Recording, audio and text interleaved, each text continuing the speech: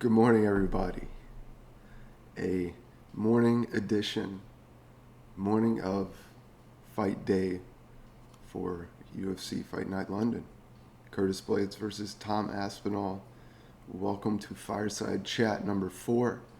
A little delayed. I have some life stuff going on, but we're getting one out before the event starts. And if you're able to catch it, cool.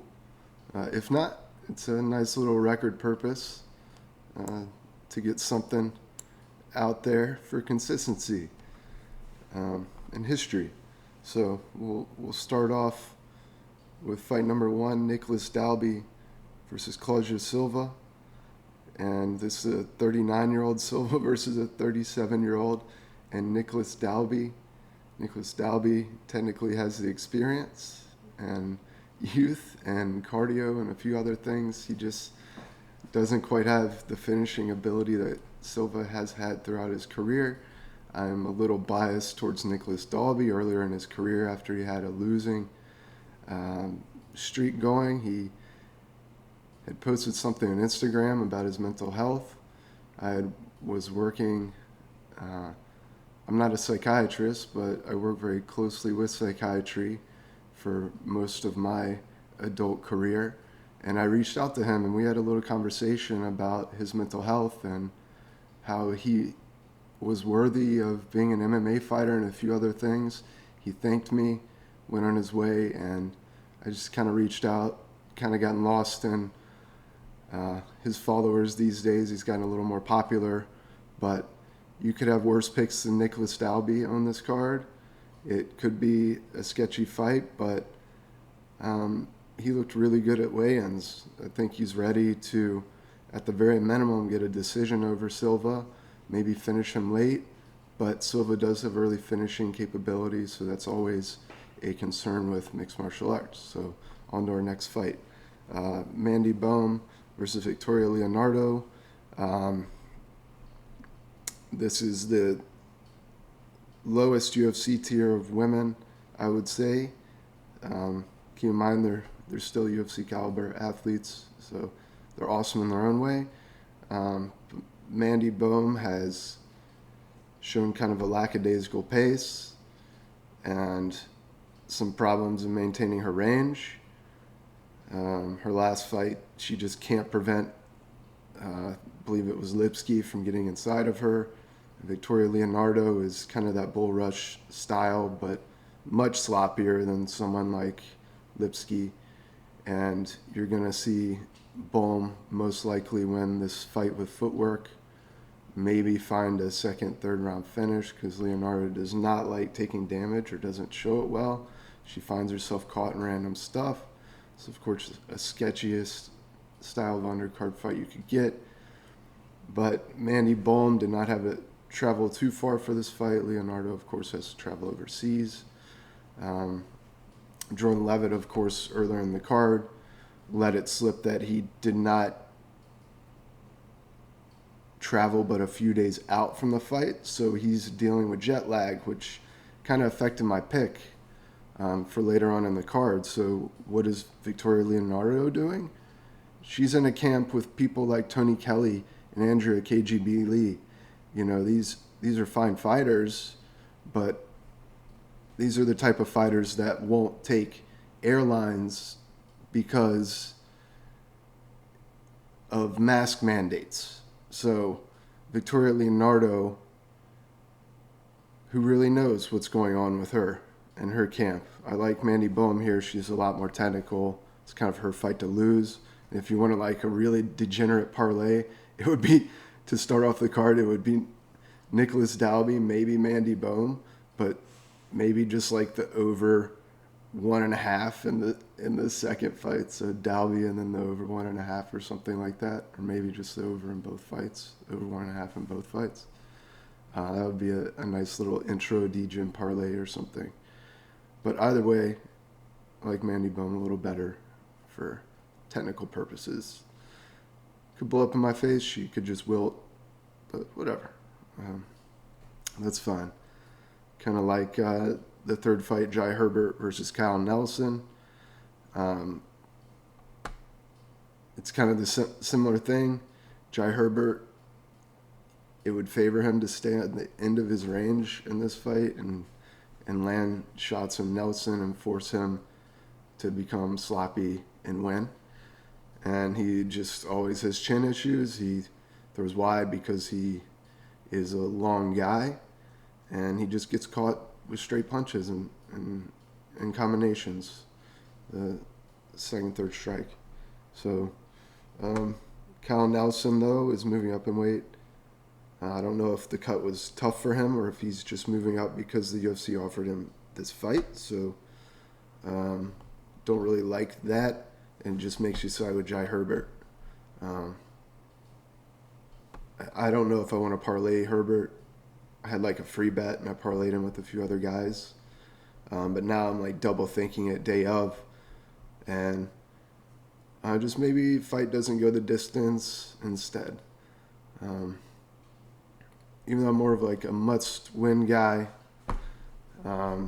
picking a side, I don't really like those time props, but it's a dangerous fight to anchor your parlays with. Jai Herbert knows how to blow your ticket up, but he should win here.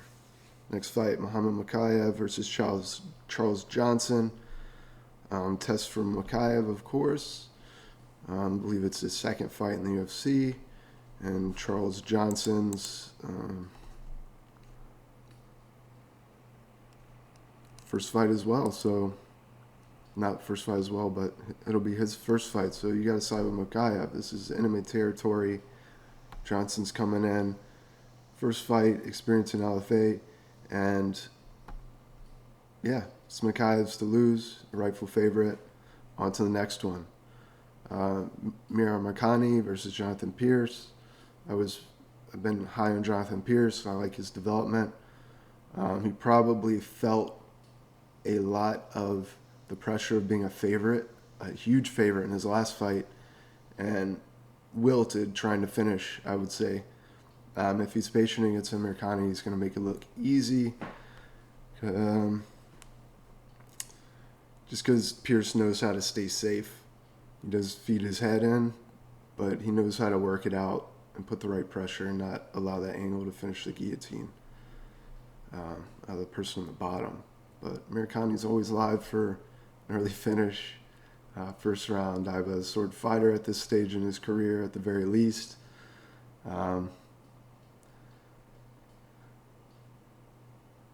Really, it would be cool to see Marcani get a finish. I think that's a fine spot to look at in the first round, even him by submission. But Jonathan Pierce, all due respect, should win this fight. He's Fight Ready MMA. Follow their Instagram and just keep up with their guys, and they advertise some of their guys going out. The Bellator guys, not quite as good as the UFC guys that are from Fight Ready, but hopefully that can change soon. So Jonathan Pierce's fight to lose here and being sloppy. And I think at this stage he is the surging better fighter, and he learned from his last fight and how not to approach a fight he should win. So maybe he doesn't take those risks as much and just works his way to a decision. Otherwise, he's going to get finished early if he is sloppy. So on to the next one. Nathaniel Wood versus Charles Rosa. Pretty sure I faded Charles Rosa in all of his fights. All due respect, my friend. He just has a lot of holes in his game that the UFC tests new guys to see if they can exploit. And why can't Nathaniel Wood? Well, Nathaniel Wood is moving up in weight, and Charles Rosa is a pretty big guy size-wise. They sized up very similar to that truth in the face-offs, but Nathaniel Wood is quicker, more skilled, sharper right now at this stage in his career, unless Charles Rosa can completely brush him off with size and strength, which he hasn't shown. Then Nathaniel Wood should just do whatever he wants here. He's a better striker. Even though Rosa is a skilled black belt in his own right, he just prefers bottom. He just concedes bottom a lot. So you can't do that in the UFC. So on to the next one. Margie Casey versus Damir Hadzovic. Casey, as long as he doesn't get chinned here, I feel like he should run away. You know, he had he had Rafael. My gosh, he just fought uh, and beat RDA. He had Rafael numero uno now, um, shooting takedowns on him. So Jacasey's a very skilled striker, and Demir does have good aspects about his game, but Mark Jacasey should win. He just has to watch out for that big strike and getting sloppy and slow. But they didn't put him on the London card last time. They're putting him on it this time. So look for him to maybe even finish the fight late with pressure. He was kind of fighting for his job last time, so just secured the victory over Slava Borshev and got it done. I was kind of angry at him because I picked against him, but I'm picking with him. I don't know if I want to parlay him just because of his potential chin. I don't know why I feel that way. He hasn't shown me that too much, but that's just, there's something about it. Maybe it's like the bone structure. I'm not sure. He's a very narrow line, and you just see that those type of guys just get hurt easier. I don't know. We'll see. But I think I'll win the fight. Ludovic Klein versus Mason Jones. Mason Jones is coming in on fairly short notice. Ludovic Klein is kind of more of a technical kickboxer, keeps on the outside. Blaydes might have the smaller cage. I'm not entirely sure, but I would expect it. So all these fights would favor a more aggressive grappler, something to keep in mind, especially for Mandy Bone. Maybe even Jai Herbert, as Colin Nelson can just back into the cage really quickly. And Makwan, that could really hurt his game. So we'll see. But Ludovic Klein, he has some good aspects and can find his range and big guys apart and sometimes land for a finish. Mason Jones, though, does square up and eats one from time to time. Not sure Klein is the guy because he's just going to be on his back foot and you can't generate a lot of power unless you're just giving him the pivot. And I haven't seen Mason Jones or even Ludovic Klein pivoting like that. Kind of needs a little more space. So Mason Jones maybe smothers him, gets a third round stoppage or a decision here on short notice. He should have the tank to go. Paul Craig, Volkan Ozdemir.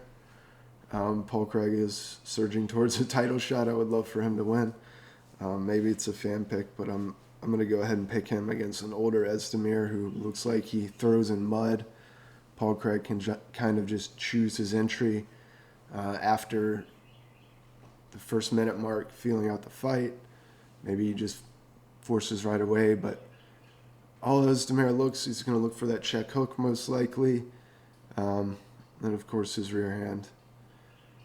Maybe he's going to try and feel his range with some leg kicks, which maybe Paul Craig just berserk rushes him to the mat.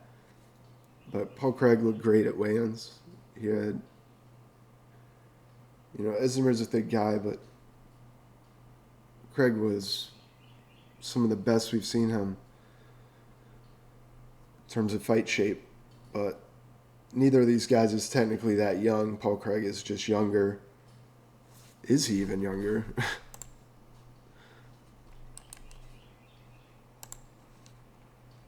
He is actually not. So Ozdemir is a younger fighter by 2 years. So maybe Craig's got some more old man strength than we think over Ozdemir. And he could be the stronger fighter. It would be interesting to see him win a decision. Ozdemir's pace, it's nothing that's special in this day and age at light heavyweight. Paul Craig could easily outwork him, maybe even win with takedowns or guard pulls into sweeps. But I would love to see him continue his finish streak.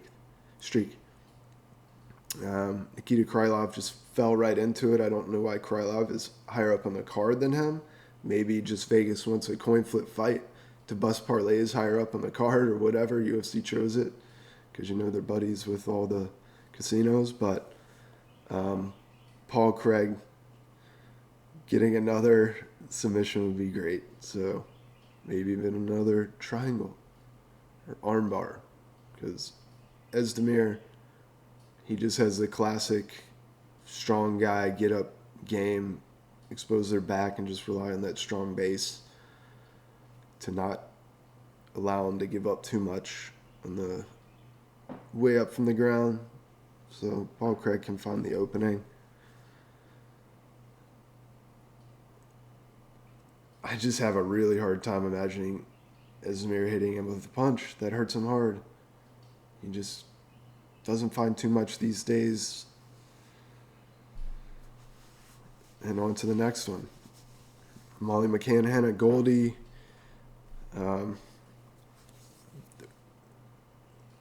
First glance, you see this fight, you're like, Molly McCann's being set up to win, and that's exactly what it should be. I mean, she should run through this chick. Hannah Goldie just eats punches like it's her business, but she does wear damage and continue pushing forward. She's a really tough girl. She just could be outmatched strength-wise and ferocity-wise because she's just... I'm not sure her ability to trade with someone like Molly. I remember when she came onto the scene, she was known as boxing experience, but I just never saw it. I like beautiful women in the sport. She's a beautiful lady in her own right. But she does have an OnlyFans, so you have to auto-fade her against women that are driven for title shots, because very few outside of like Jessica Andrade, who surprisingly, graced us all with her beautiful rose. Maybe that was for Rose. But Molly McCann just run right through her. She's crazy, especially in that crowd, so I like it. Nikita Krylov, Alexander Gustafsson. This is such an odd fight. Nikita Krylov, I don't know what he's doing. He just finds ways to lose fights. Has never beaten anyone technically the skill level of Gustafsson in his career. He always loses to these guys. So why should it change here? Gustafsson's trained with Khamzat and that gem that I don't remember off the top of my head, of course. But Nikita Krylov is a favorite for the mere fact Gustafsson looked like garbage against Fabricio Verdun.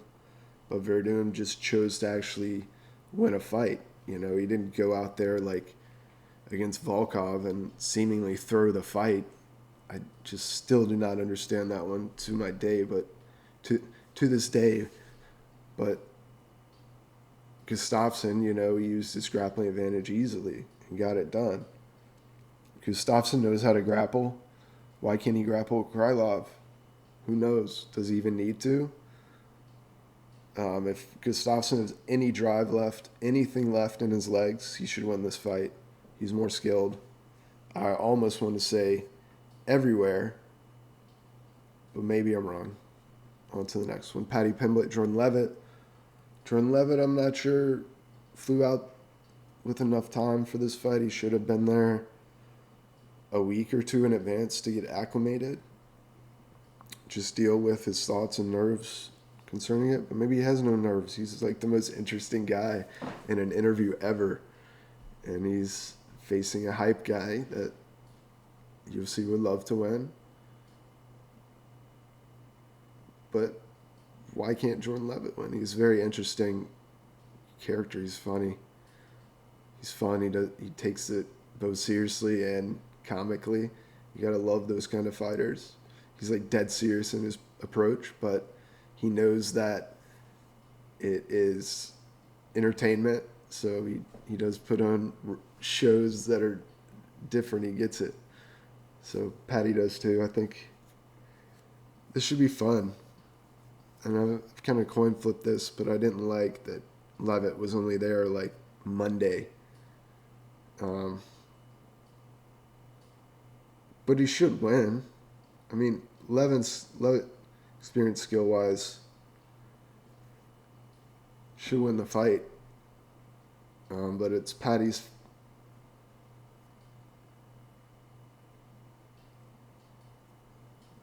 You just have to believe they're setting him up. Like, it's so hard to bet against Levitt because he's just awkward and guys don't know what to do with some of his game.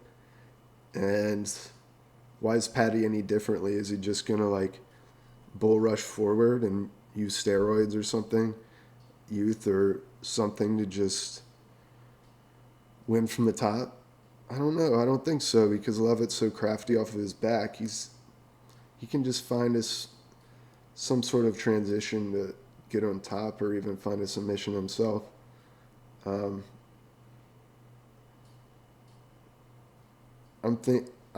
with some other sharp people. I tried to stay away from too many videos, but it's kind of my form of entertainment. So I found myself watching a couple videos, and the over 1.5 is a good look. I don't know if anything over 1.5 could cash, just because the crowd and these guys find the finish, but they're both tough.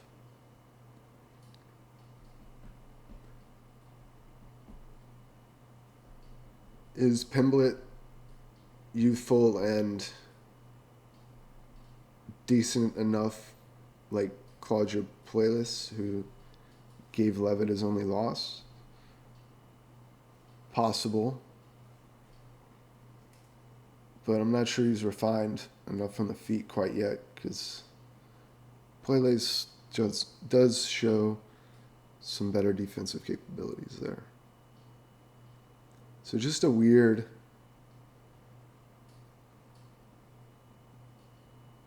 gut dart throw. I'm not sure. I still won't include like a Pimblett and a parlay and then heads on Jordan Levitt when the time comes. But I like Jordan Levitt more in this fight, just because of the experience factor. Maybe he is just brought out for a paycheck to quote-unquote job to Paddy Pimblett, and he's just going to look slower and not have quite the edge we would think he would. So that's just my considerations. I'll just throw the dart for pick purposes and to do something different. Just pick Jordan Levitt for the upset. The odds are also crazy for his skill level. The line is just all hype for Paddy Pimblett. So you could have worse bets on the card, 100%. Next fight, Chris Curtis on short notice, Jack Hermansson.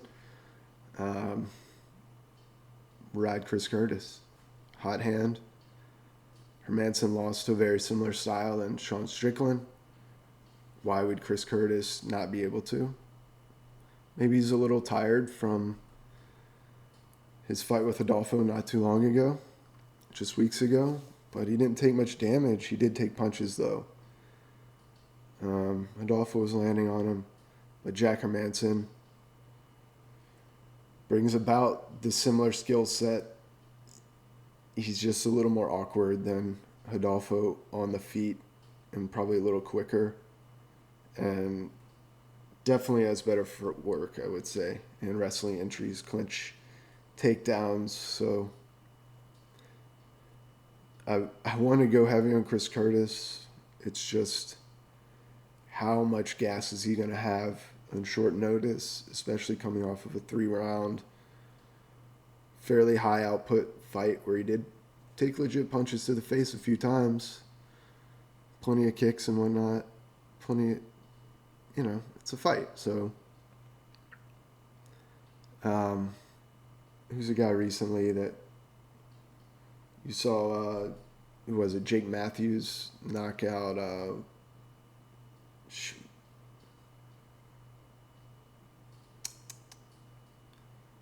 guy that just kept coming in on short notice. You guys will think of him. I can't think of him off the top of my head.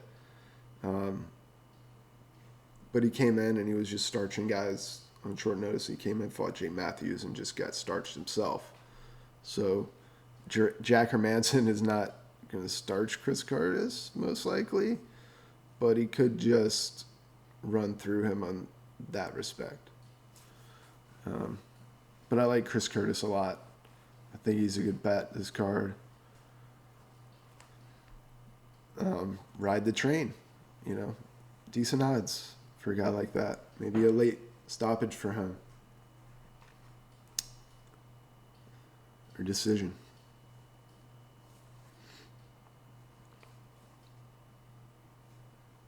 But it is strange. No one's picking Jack Hermanson anymore.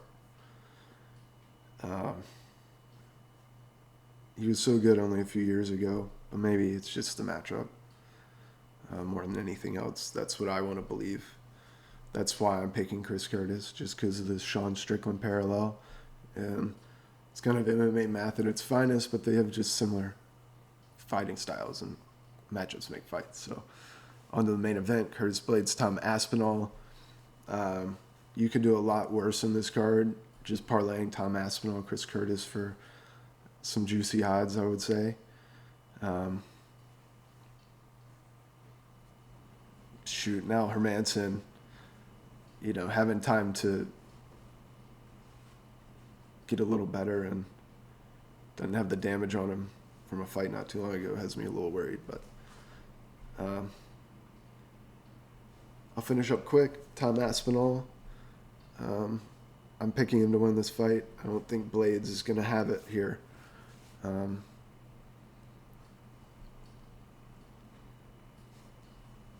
Sorry, guys. 1 second.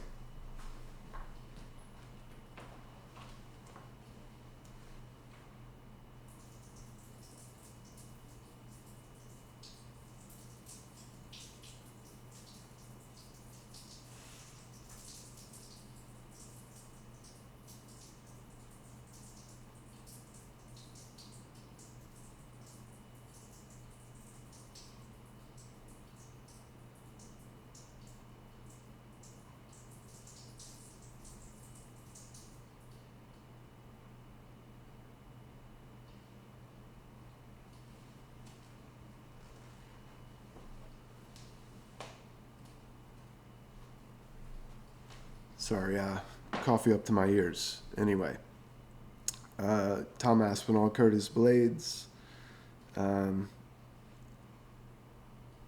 Curtis Blaydes is most likely outmatched standing. Aspinall, of course, was a training partner for Tyson Fury. He has great boxing, good footwork. The gray area, of course, is his cardio, and if Blaydes can push the pace. Volkov, of course, I would say won the 4th and 5th rounds of their 5-round fight against Blaydes as he weathered the wrestling. So is his gas tank really the weapon we think it is? Probably not. But he is a beast on top. However, Aspinall has a great ground game. I think his dad was the first black belt ever where he's from, so